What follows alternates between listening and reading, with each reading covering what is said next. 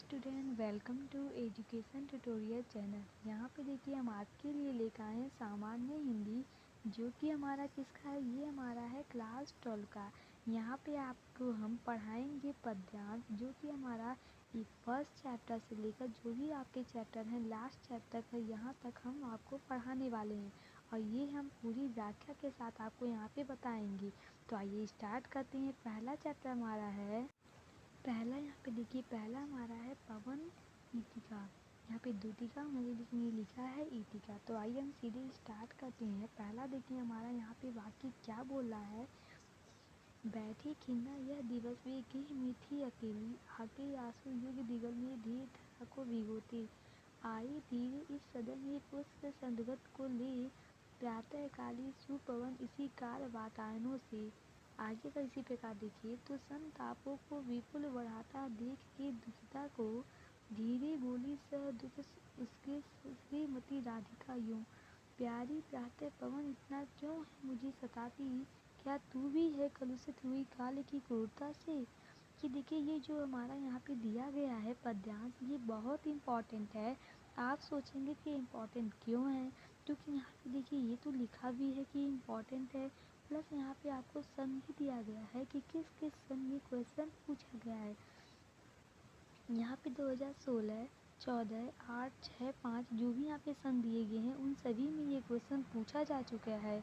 और ये हम यहाँ पे सीधे इसकी अगर हम संदर्भ की बात करें, क्योंकि देखिए आपको संदर्भ, प्रसंग, व्याख्या ये तीनों लिखने के लिए कहता है। अगर यहाँ पे इसके हम संदर्भ की बात करें तो यहाँ पे इसका संदर्भ आप क्या लिखेंगे, आप इस प्रकार लिखेंगे। प्रस्तुत पद्यांश हमारी पाठ्य पुस्तक हिंदी में संकलित अयोध्या सिंह उपाध्याय, क्या लिखेंगे, हिंदी में संकलित अयोध्या सिंह उपाध्याय हरिओं द्वारा रचित प्रथम दूतिका शीर्षक कविता से उद्गृहित है। किससे है, पवन दूतिका शीर्षक कविता से उद्गृहित है। अब हम बात करते हैं यहाँ पे, अगर प्रश्न की बात करें तो प्रश्न में आप क्या लिखेंगे। प्रश्न में आप ये लिखेंगे कि देखिए प्रश्न का मतलब ही क्या होता है। प्रश्न का मतलब ये होता है कि आप जो भी हमारा इसका सारांश, मतलब जो भी इसकी व्याख्या के रूप में एक छोटा सा सार जो इसका निकल रहा है, उस पॉइंट को आप प्रश्न में दर्शाते हैं।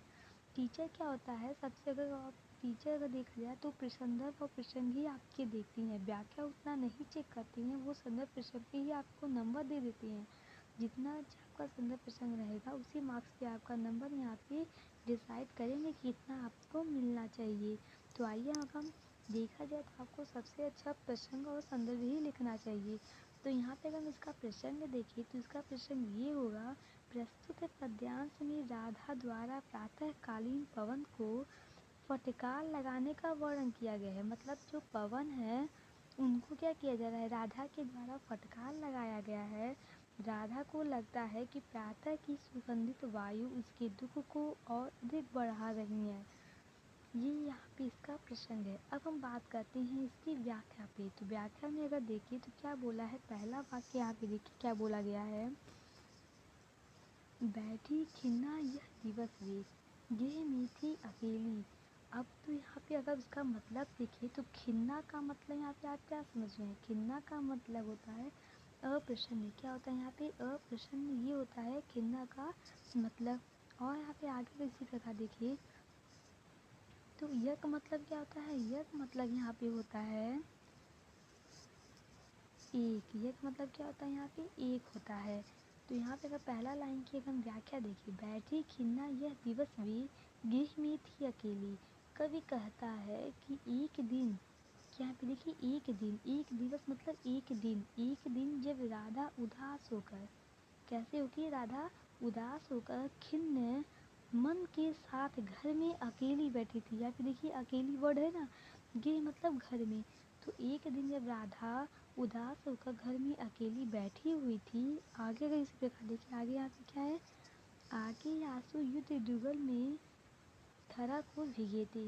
यहाँ पे आगे देखिए, तो जब वो घर में अकेली बैठी थी और उसी दोनों आँखों से, जो उनकी आँखें थी, उसकी दोनों आँखों से आंसू बहकर जमीन पर गिर रहे थे।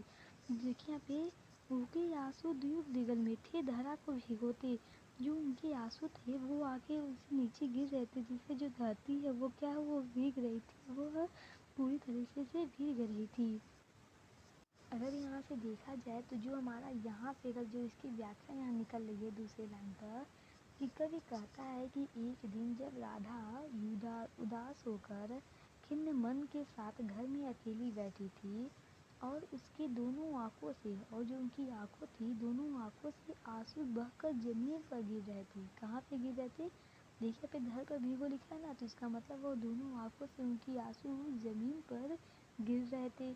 आए धीरे इस सदन में पुष्प सुगंध को लेकर, आगे वो कहती हैं कि तभी, मतलब उनको लगता है तभी प्रातःकालीन सुगंधित पवन, जो हमारी प्रातःकालीन, देखिए यहाँ पे सुगंधित है ना, सदगंध सुगंधित पवन, जो जो पवन है यहाँ पे जो वायु है उसको बताया गया है कि तभी प्रातःकालीन सुगंधित पवन रोशनदानों से होकर घर के अंदर प्रवेश करती है। देखिए यहाँ पे आई धीरे से इस सदन में, जो सदन मतलब इस सदन में जो प्रवेश करती है, पुष्प सुगंधित जो वायु है वो उनके सदन में क्या करती है? प्रवेश करती है। प्रातःकालीन सुपवन इसी काल वातायनों से अंदर प्रवेश करती है। इससे राधा का दुख और अधिक बढ़ गया। यहाँ पे देखिए लिखा है कि आई धीरे इस सदन में पुष्प सुगंध को लेकर प्रातःकालीन सुपवन इसी काल वातायनों से संतापों को विपुल पड़ता।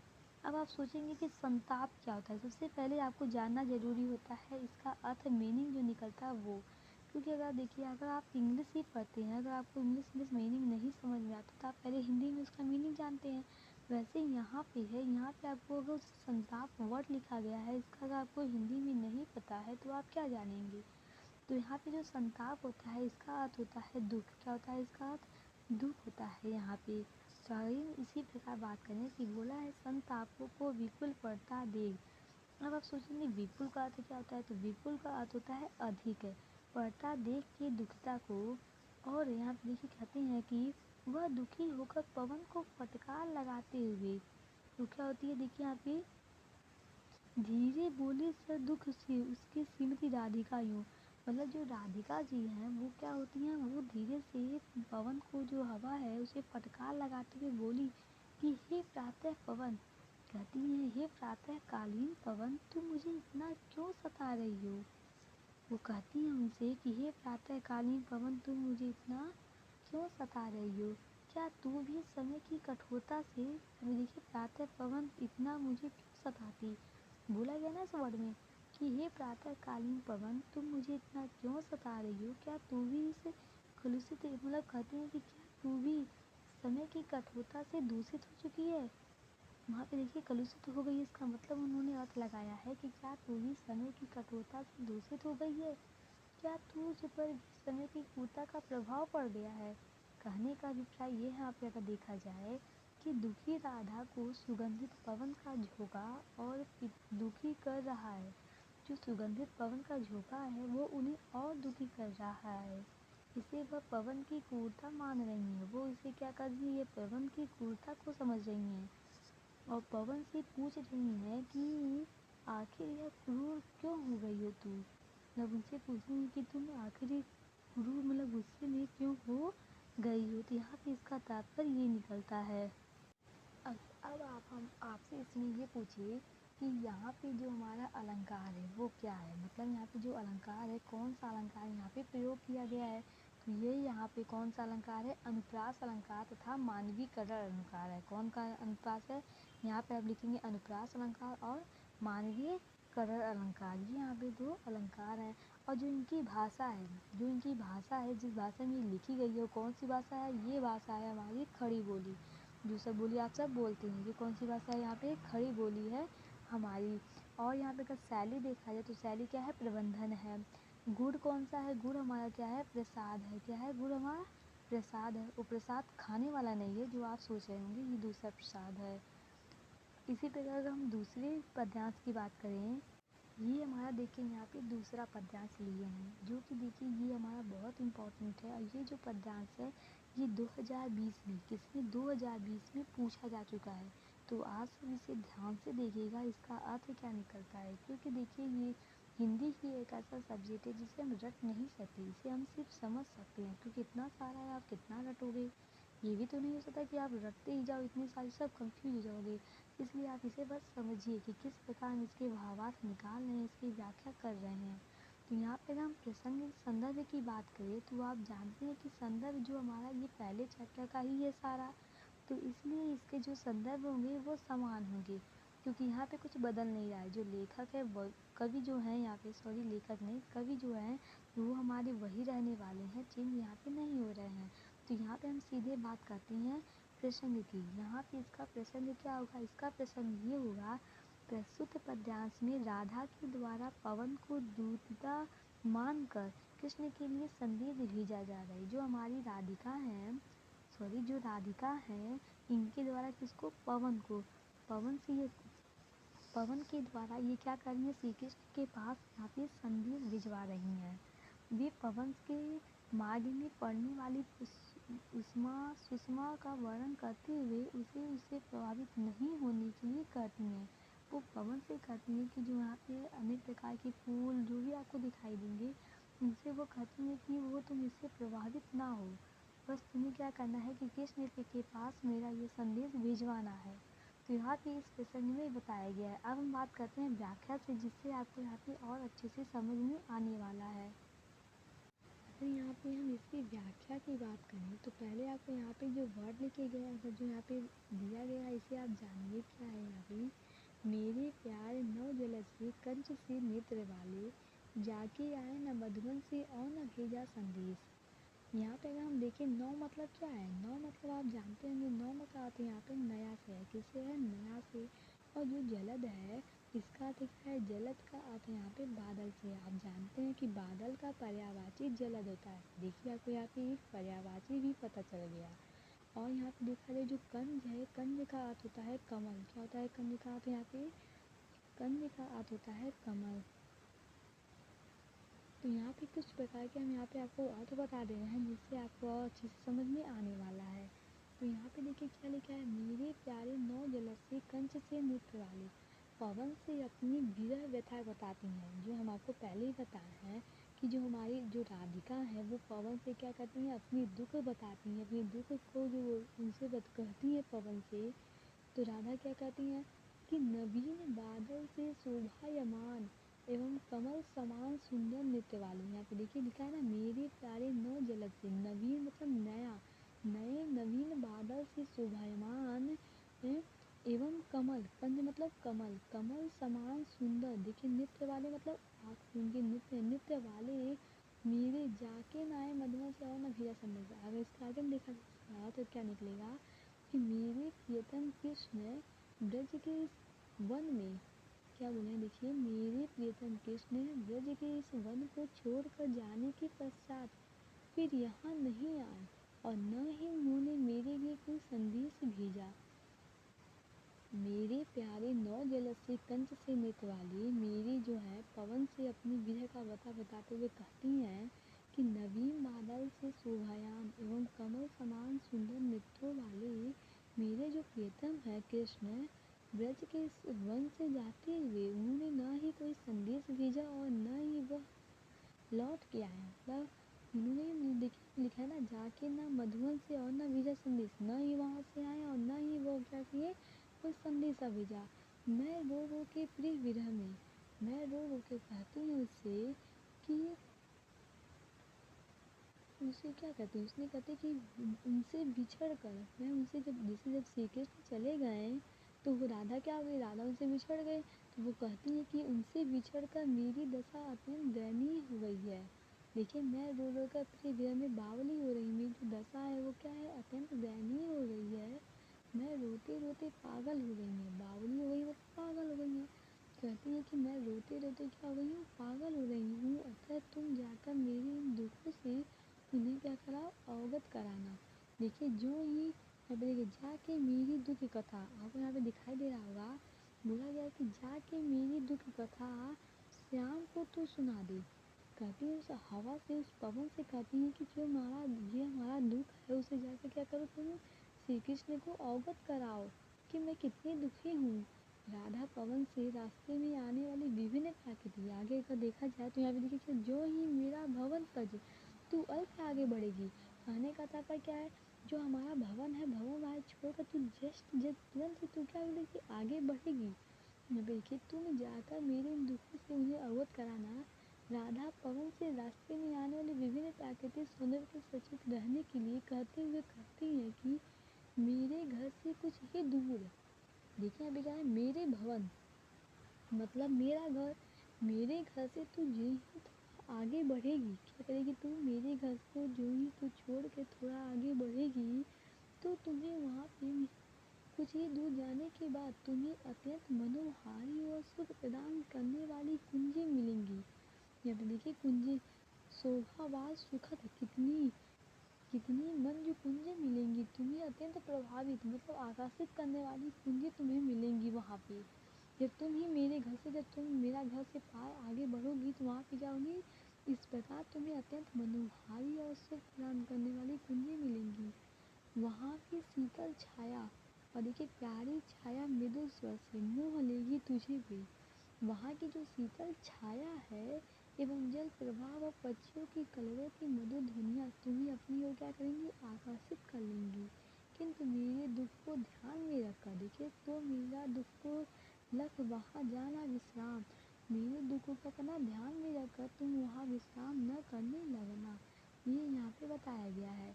जैसे ही हम आपको सीधे अगर मोटी बात में बताएं तो क्या बता रहे हैं, इसका जो इनका तात्पर्य है वो सीधे हम आपको बता रहे हैं। कहने का मतलब इनका ये है कि जो मेरी श्री कृष्ण है वो पवन से कहती हैं। देखिए जो राधा जी हैं वो किससे कर रही है, पवन से कर रही हैं कि हे पवन, जो श्री कृष्ण है उन्होंने जब से इस ब्रज को मतलब छोड़ा है मधुवन को, तब से उन्होंने न ही लौट के वो आए और न ही उन्होंने कोई संदेश भेजा हमें। तो तुम जाके, मैं उनके जो विरह है, उन्होंने जो मुझे छोड़ के चले गए हैं, उनके विरह में रो रो के क्या हो गई हूँ, पागल हो गई हूँ। तुम मेरी ये जो दुख है, दुख की जो कथा है, इसे क्या करना, तू जाके श्री कृष्ण को बताना कि वाकई मैं कितनी दुखी हूँ तुम्हारे जाने से, तुम उन्हें इस बात का अवगत कराना। और आगे वो कहती हैं कि वो आगे बताते हैं पवन से कि जो तू मेरा घर, जो मेरा घर है, मेरा जो भवन है, इस भवन से तू आगे थोड़ा ही बढ़ेगी तो तुझे ऐसे ही मोह करने वाली एक सुंदर कुंज मिलेंगी। अपने आप को आकर्षित करने के लिए क्या करेंगे, सुंदर कुंज मिलेंगी, लेकिन तुम वहाँ पे रुकना मत। फिर आगे कहती है कि तुझे एक प्यारा मतलब छायादार वहाँ पे क्या मिलेंगे, शीतल छाया एवं जल प्रवाह व पक्षियों की कलरों की मधुर धुनियाँ तुम्हें सुनाई देंगी। लेकिन तुम मेरे इस दुख को याद करना, ध्यान रखना, और तुम वहाँ विश्राम न करने लगा, मेरे दुख को ध्यान में रखकर तुम वहाँ पे विश्राम मत करने लगना, ये उनसे कहती हैं। अगर मैं आपको यहाँ से पूछूं कि इसका जो रस है वो कौन सा रस है इसमें, तो आप क्या बताएंगे। यहाँ पे आपको लग रहा होगा कि बहुत दुखी में है, अर्थात वियोग श्रृंगार रस है। मतलब यहाँ पे क्या है, नायक नायिका जब अलग होते हैं तो यहाँ पे वियोग श्रृंगार होता है। ऐसे ही यहाँ पे जो राधिका है वो श्री कृष्ण से अलग है और अपने दुख का व्यथा बता रही है, तो यहाँ पे कौन सा अलंकार रस है, यहाँ पे वियोग रस है। और अलंकार की बात करें तो यहाँ पे कौन सा अलंकार है, उपमा अलंकार है, और जो गुण है वो हमारा प्रसाद है। अब हम सीधे अगला पद्यांश पे आते हैं। ये देखिए ये हमारा है तीसरा पद्यांश। अब इस पद्यांश में देखिए आपसे क्या बोला गया है, थोड़ा आगे। ये भी जो पद्यांश है ये हमारा बहुत इंपॉर्टेंट है, ये हमारा 2020 में पूछा जा चुका है। तो यहाँ पे जो भी हम आपको पद्यांश पढ़ाने वाले हैं वो सब बहुत इंपॉर्टेंट है, आप ये ध्यान में रखें, इसे सोचिएगा।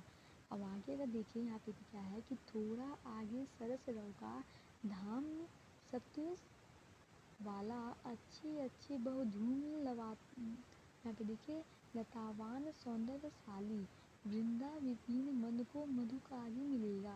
आना जाना इस विपिन से मधुमाना न होना, जाते जाते अगर पंथ में क्लांता कोई दिखावे। तो आगे हम सीधे आपको यहाँ पे संग और व्याख्या बताते हैं, तब आपको और अच्छे से यहाँ पे समझ में आएगा।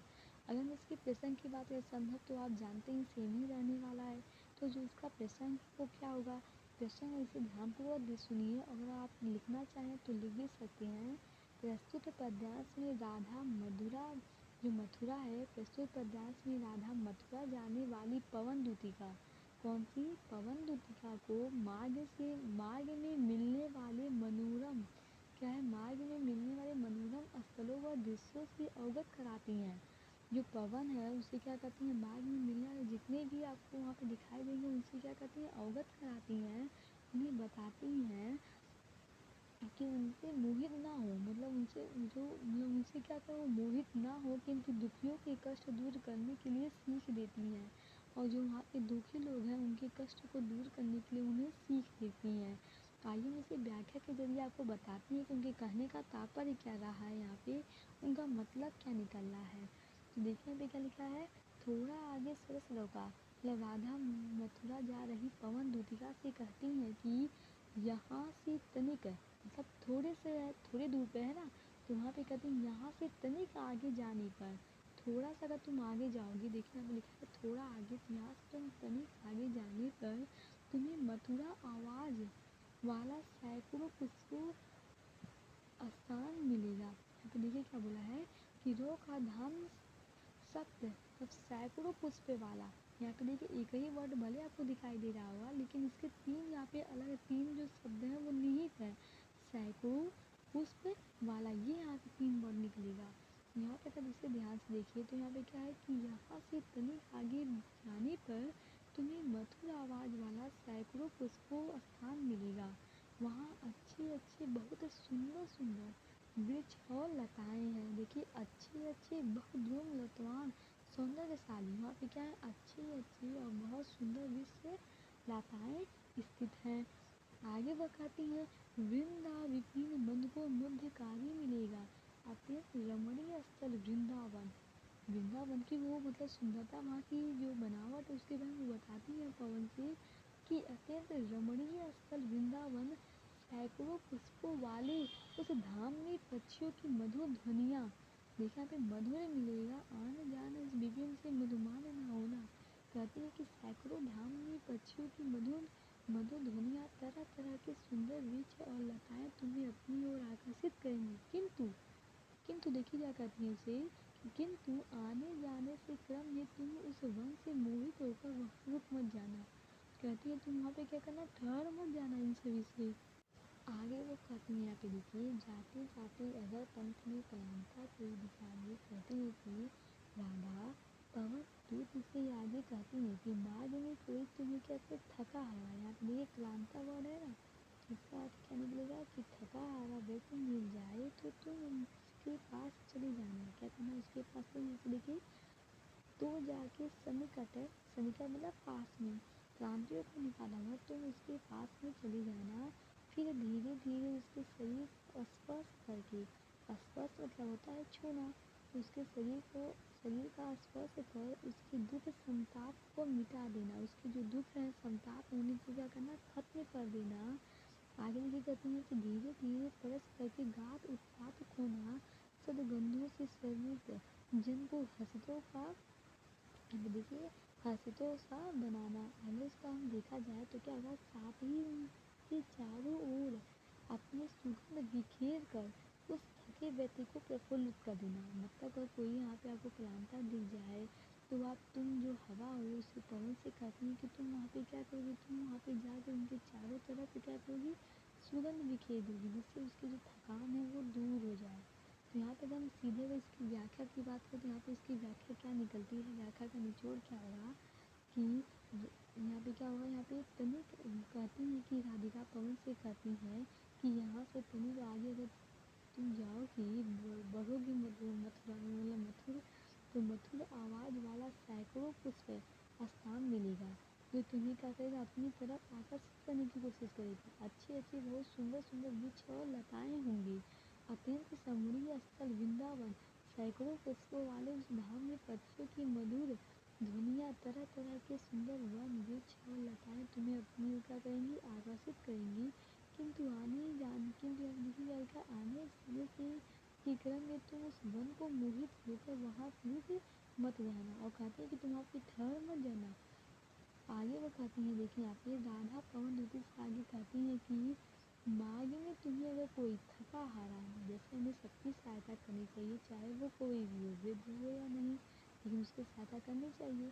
तो यहाँ पर वैसे पवन को एक अच्छा सीख दे रही है। यहाँ पे देखिए कि मार्ग में कोई भी हो जो थका हारा व्यक्ति हो, मिल जाए तो तुम उसके पास चले जाना। फिर मतलब वो तो हवा है, अब हवा ठंडी हवा आपके पास आएगी तो आपको अच्छा ही महसूस होगा।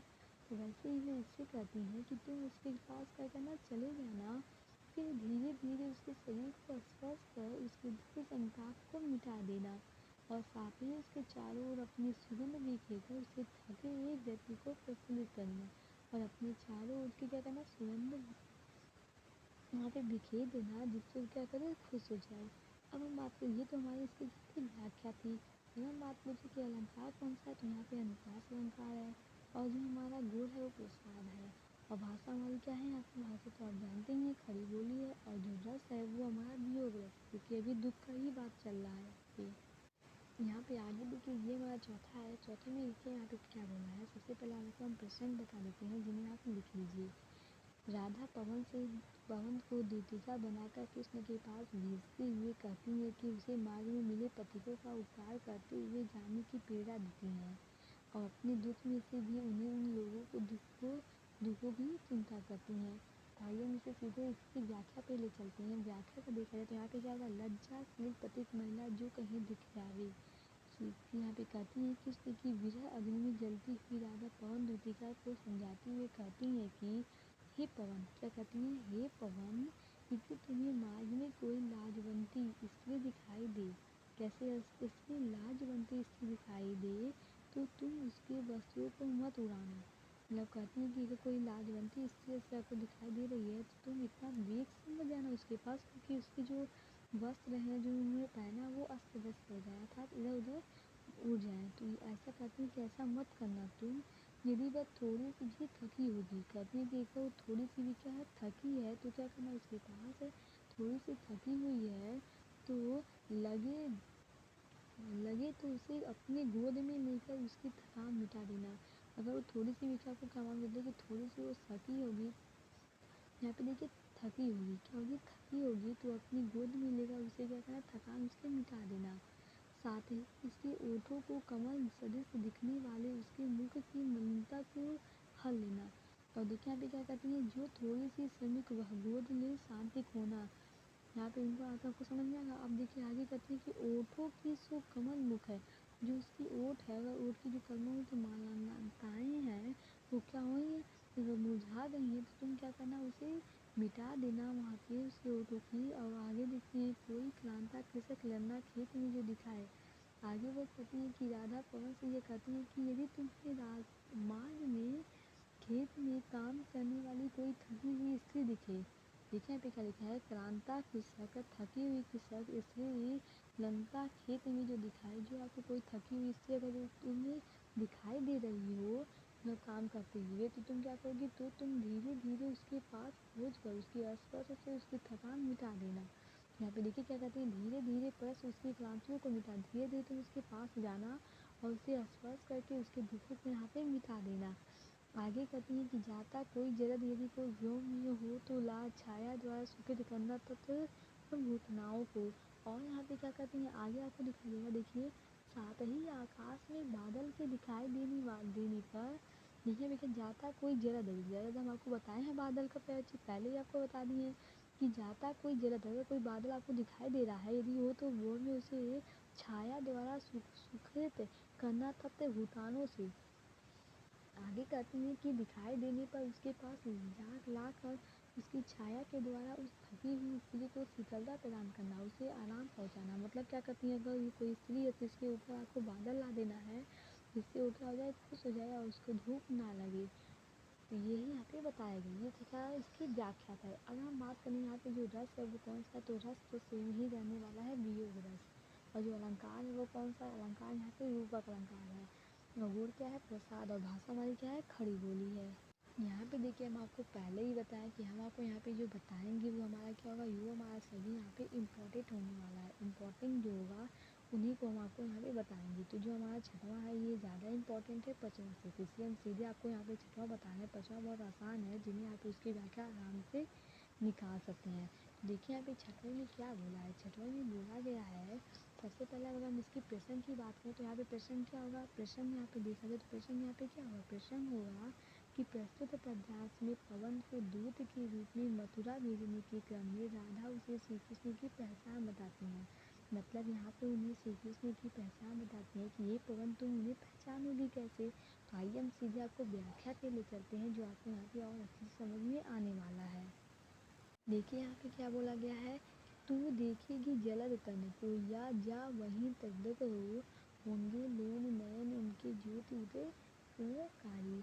यहाँ पे देखिए जो इसके हम व्याख्या की बात करें तो राधा पवन से कहती है कि मथुरा जाने पर तुम बादलों जैसे श्याम हो। देखिए देखिए कहती है मथुरा जाने पर तुम बादलों जैसे श्याम और वाले कृष्ण को नहीं उन्हीं में तल्लीन होकर दिखेगी। देखिए विज्ञान सीधे उतारना है कि राधा पवन से कहती है कि तुम मथुरा जाने पर तुम तो व्याख्या यहाँ पे देखिए राधा पवन से कहती है कि क्या कहती है, वही जो हम आपको बता रहे हैं कि वो यही कहती है कि तुम बादलों से यहाँ पे देखिए बादलों श्याम वर वाले कृष्ण को उन्हीं से तल्लीन होकर देखोगे उनकी सुंदर आंखों से प्रकाश निकल रही है। आगे देखिए अभी क्या होंगे लाल नयन उनकी ज्योति करी, उनकी जो सुंदर आंखों से क्या प्रकाश निकल रही है। मुद्रा होगी वर वदन की मूर्ति से सौम्यता से। आगे वो कहती है कि उनके सुंदर सौम्य मुख को दिन से ऐसा प्रतीत होगा जैसा वह कोई मनोहर सौम्य मूर्ति हो। क्या हो मनोहर सौम्य मूर्ति हो। देखिए नीली पूर्ण कमल दल की घात की शांता है। आगे वो कहती है कि सौम्य मुख को दिन ऐसा प्रतीत होता है जैसे कोई वो क्या है मनोहर सौम्य मूर्ति हो। और उन्हें उसके बोले यहाँ पे देखिए बोल क्या है, तुम्हें उनके बोले हुए शब्द अमृत से नीचे दिए हुए प्रतीक होंगे। आगे कहती है द्युति उनका शरीर नीले खिले हुए कमल के समूह के सदृश सांवला और मनोहर है। अभी क्या कहती है उनका जो शरीर है वो यहाँ पे देखिए क्या है नीले सांवला और मनोहर है। वे कान पर पीताम्बर अथवा पीला वस्त्र करते हैं। कैसा वस्त्र, पीला वस्त्र धारण करते हैं।